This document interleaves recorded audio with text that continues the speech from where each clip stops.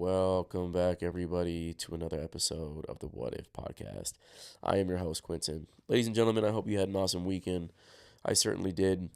Um, I went out for the first time in a long time, and unfortunately, I did not make it out unscathed as I contracted a small head cold. So, if I sound a bit congested, I apologize, but such is life. It is what it is. We're going to keep on keeping on because today we have a super interesting topic that I'm excited to cover. So about 2 weeks ago, I was reading an article that was discussing Gen Z in the workforce. And essentially, it was talking about how these young employees are approaching their careers with a growth mindset. So naturally, that caught my attention and I was intrigued, so I wanted to learn more. Today, we're going to cover everything that I've learned. I'm going to give you my thoughts and opinions, and then we're going to talk about how employers and employees can move forward. But first, who is Gen Z? Well, these individuals were born between 1997 and 2012. They range between the ages of 13 and 28 years old, and they are a unique generation in the sense that they were the first to grow up entirely in the digital era. I was a millennial, so I remember a time in which technology wasn't as prevalent as it is today. So I can only imagine the type of landscape that these young adults are having to navigate. Now, in my research, I wanted to get an understanding of how Gen Z was being perceived by current companies and employers. And what I got back was not all too flattering, to be completely frank with you. Now, what it mentioned was that they were tech obsessed and obsessed with their phones specifically. They were known to have short attention spans and they were overly sensitive. They were also referred to as job hoppers and or quiet quitters. Now, I think this is a little bit harsh, but I wrote my own little paragraph here to give you an idea of kind of what my opinion is. These interpretations of Gen Z are just that, interpretations.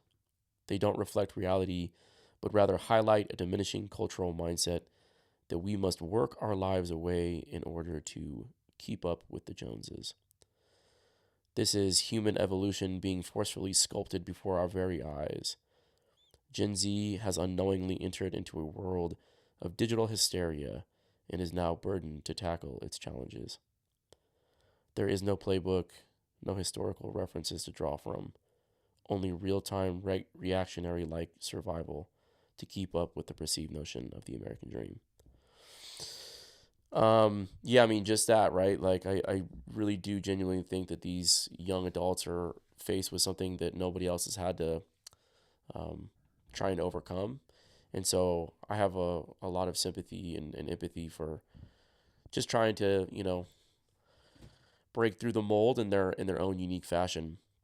And as I was doing some research, I wanted to kind of dive into what exactly they meant by a growth mindset and how they're applying that to their attempt to find a career.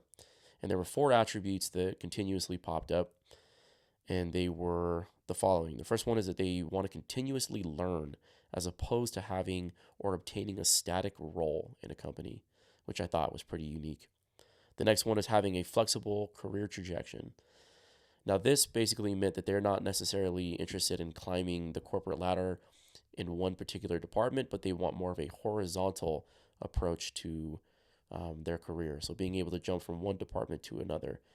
Again, that's a very interesting. I've never thought about that concept before, but if you're a young person and you're trying to adapt to all the crazy changes that we're facing, that makes absolute sense.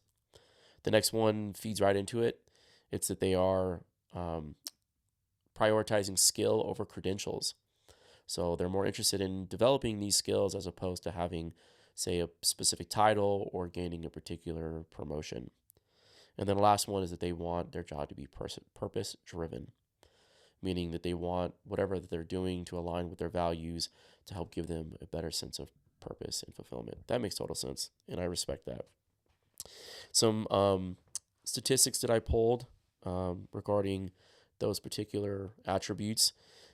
Before I get into it, I just want to say I'm going to put all the links in the description below. So if you want to read these articles, by all means, I encourage you to do so. So apparently, 42% of Gen Zs are pursuing trade work, even many who hold college degrees, according to the Economic Times.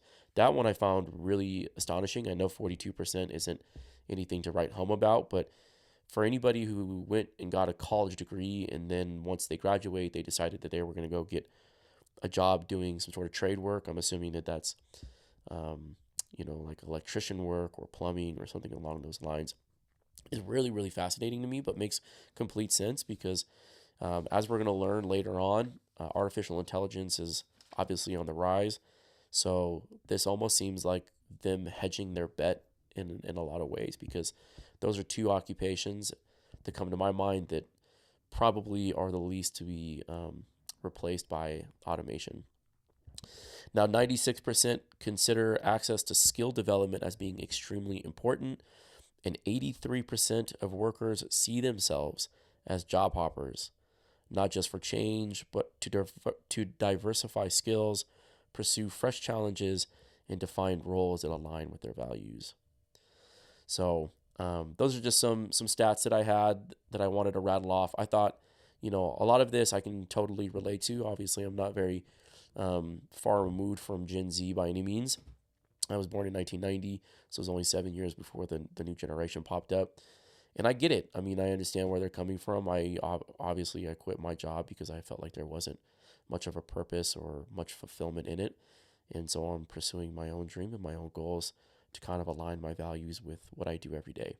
So I completely respect and understand that. But the question is why has this ultimately been a trend that we've seen over the years? If you think about back when the baby boomers were establishing their own careers, they had a great relationship with their employers.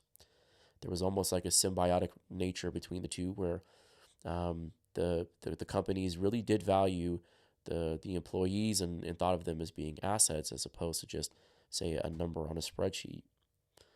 Nowadays, companies will let go their employees just to cut costs for a couple of months, and then they'll go back and they'll rehire employees for those exact same roles. Now, obviously, I'm sure that there's some mathematician whiz that comes up with these calculations, and that's how they make their determination to do those types of things. Because I can't imagine that they're doing it just to be evil. Everything comes down to profit. So, in either case, it just is an interesting thought to me. Also, if you think about just a relationship between employees and employers back in the day, there was a lot of things were much different, right? You had a lot better economic stability. One person who lived in a house could essentially pay for that house, put their kids through college, purchase a car, and the family could go on vacations, at least once a year. With one source of income, that doesn't that's not the case anymore, as I'm sure most of us can relate to, right? If you want a nice house, you and your partner probably both have to have a job. Um, Also, the benefits were much different back in the day. When I was doing some research and speaking with my own parents, the idea of offering your employees a pension was not was not uncommon. And a pension essentially is the longer you stay with the company, they build up your pension, and then when you retire, you get steady paychecks in your retirement. That's a wonderful thing to work for, I would assume, right? You feel like, okay, I'm being taken care of. I have my nest egg. When I retire, I can retire comfortably, and I don't necessarily have to rely on this concept of Social Security, which I think most of us can comfortably assume we're not going to get our Social Security, or at least that's the notion that I'm under. Nowadays, benefits are really kind of they're interesting, right? When I first started the company um, that I worked for at the very beginning of my tech career, some of the some of the benefits that they were offering was a cool office, and I'm not kidding. That's what it said in the perks and benefits: a cool office with games like pool and ping pong, free snacks in the office, and occasionally you'd get catered lunch. Okay, I'm not hating on it, and don't get me wrong, the office was nice, We had a cool view. It was in San Diego, got a little bit of the ocean, and it was in a valley. It was pretty. It was cool. But it's certainly not anything close to a pension. Now, they also offer things like stock. Stock can go either way as far as I'm concerned. I've had two different experiences. The private company that I worked for gave me the ability to buy stock, and you're kind of taking a gamble in that sense because you're buying stock for a company that isn't public. You don't ultimately know what you're going to be able to sell that stock for if you're able to sell the stock. And to be totally honest, I don't think very many companies even go public. So again, you're taking quite a risk if you decide that that's the route you want to take. The other company that I work for was public, and they offered me something that's called RSUs. So essentially, they would give me free stock in the company as I vested over a 4-year period.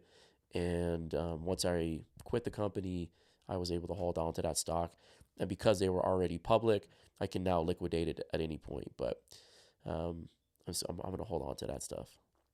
In either case, I really kind of find that to be more or less a smoke and mirror type of benefit. It's nothing even remotely as valuable as something like a pension. So basically what I'm getting at is I'd say that the relationship between workers and their employers has more or less eroded to a pretty significant point, and it's kind of sad to think about. And I don't know if Gen Z or millennials in general are thinking about these things as cognitively as I'm explaining it, or if it's just a matter of evolving with what you have and kind of going with the flow. But also, we're kind of in a really interesting time as Americans where housing costs are rising.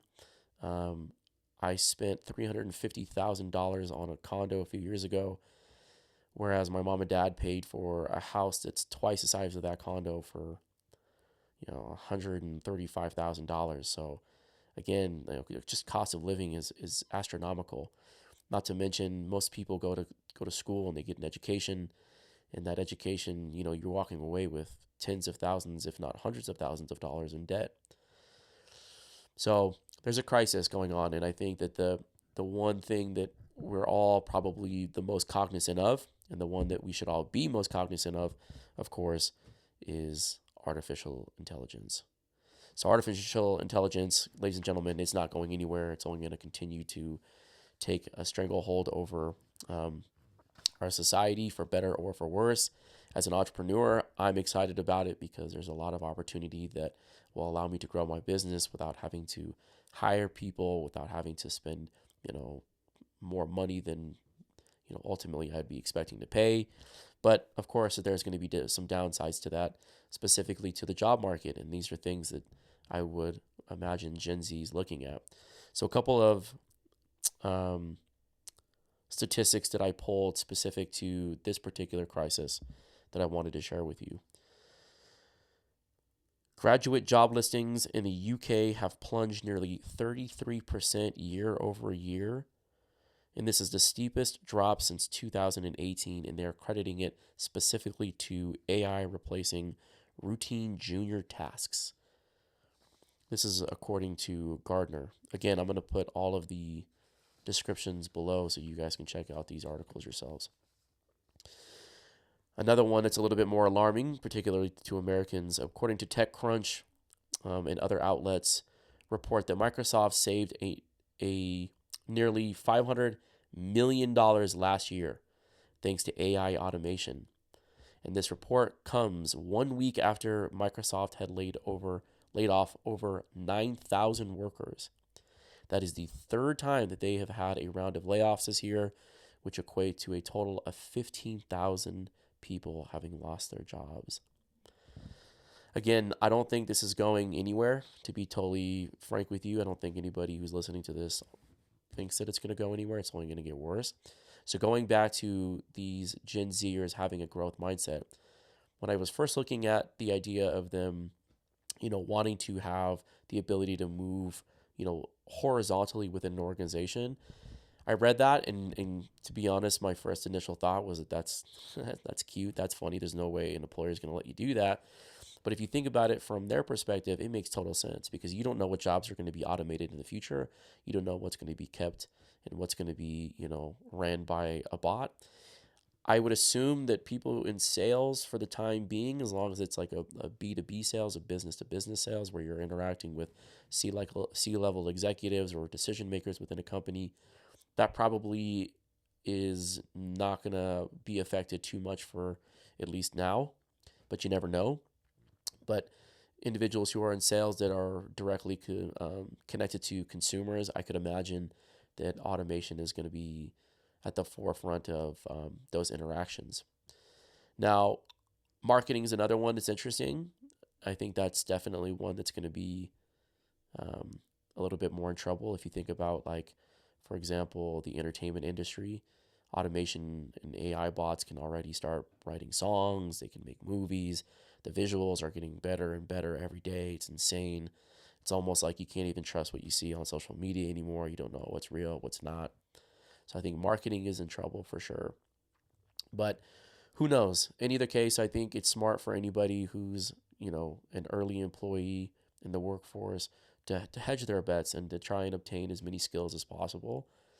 And I also think that Gen Z and millennials specifically, and I don't think Gen Alpha are anywhere near this, but in either case, I think they're in a good place to kind of get in front of it for a few reasons. One, because we typically are the more tech savvy individuals in the workforce.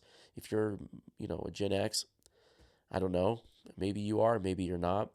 Also, I think we're a little bit more ahead of the curve in terms of being able to understand trends in the market and being able to understand what jobs are at risk and what aren't.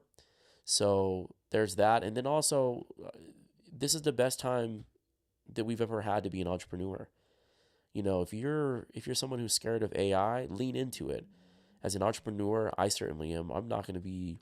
I don't go a day without using artificial intelligence to help me.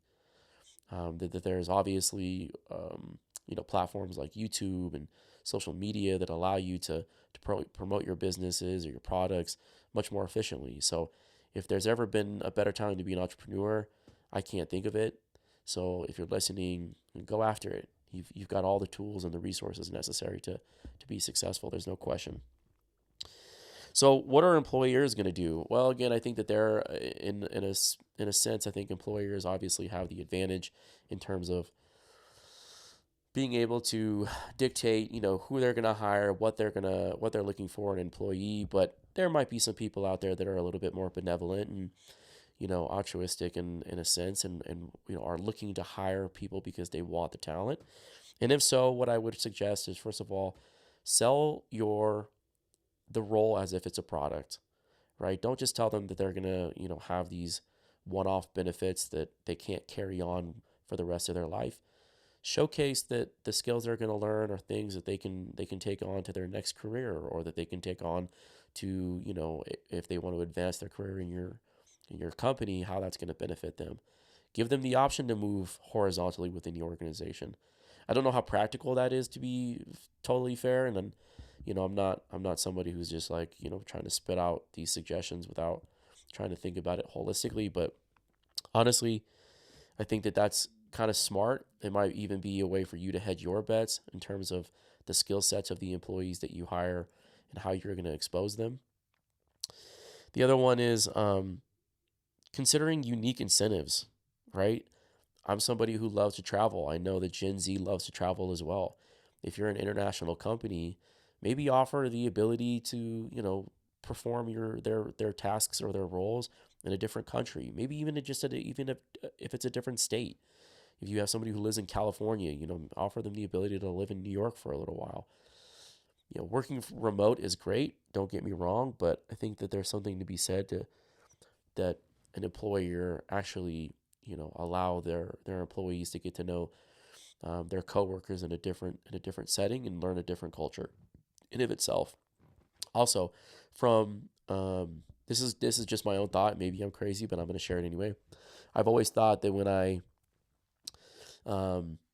have my own set of employees, I want to find ways to help them build their own wealth. I know people who are very savvy in the stock market. I myself do a lot of real estate investing. And so if there's any way that I can teach or pass on those skill sets to my employees, I think that that's a really, really powerful way to obtain, strong talent out there that isn't just in it to do their task and go home and hope that they can save enough money to live a nice life in retirement, but give them the skill set to build real wealth for themselves and their family. Now, if you're Gen Z, that's obviously a whole nother beast. I think that if you're somebody who has been listening to this and does feel like they're taking on more of a growth mindset as it pertains to their career development, keep on keeping on. I really do believe that that's a smart move. Try to get as many skills as you can. I 100% agree with that. I also think that just staying AI fluent is important. Um, it's not going anywhere, so you might as well just lean into it, even if you don't want to be an entrepreneur. Try to think about how, up and coming technologies are going to affect your job in the future. The other one is diversifying your income. Look, we are in the side hustle culture. If you're not out there with a side hustle, you never know what's going to happen with your employer. They might let you go at the drop of a dime. I can't tell you how many times I've had friends lose their jobs even when they were performing well. So you never know what's going to happen. So hedge your bets, get in front of it, diversify your income as best you can, and in a way that makes you feel like you're going to be protecting yourself and your family. The last one is just don't join a company. If you're young and you're in college, don't join a company. Don't do it. Just go start your own business. Go have fun with it. Take a risk. If you're young and you have the skill set and the determination to make it work on your own, again, I've said it earlier on in the podcast. There's no better time than now. So get after it, guys. All right, here's my final takeaway. We're going to keep this one short. I think this was only like a 15-minute podcast, but I'm going to give you guys my final thoughts here.